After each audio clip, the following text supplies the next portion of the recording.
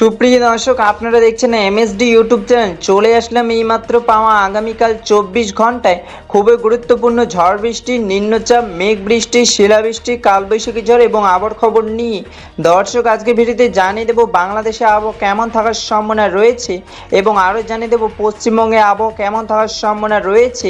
আগামীকাল 24 ঘন্টা আবহাওয়ার পূর্বাভাসে কী জানিয়েছে আবহাওয়া দপ্তর, আরও জানিয়ে দেব স্যাটেলাইট ওয়েদার অবজারভেশন রাডার অনুযায়ী কেমন থাকার সম্ভাবনা রয়েছে আগামীকাল আপনাদের জেলার আবহাওয়ার পরিস্থিতি।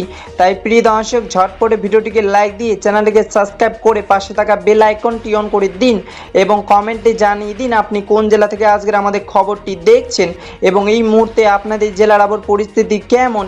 দর্শক, এবার জানিয়ে দিচ্ছি এক নজরে। দর্শক, এবার সরাসরি চলে আসলাম মেঘ বৃষ্টির স্যাটেলাইট পূর্বচিত্রে এবং এই মুহূর্তে দেখতে পাচ্ছি আজ এবং আগামীকাল 24 ঘন্টায় বাংলাদেশে 8টি থেকে 64 জেলা আকাশ মেঘলা থাকার সম্ভাবনা রয়েছে।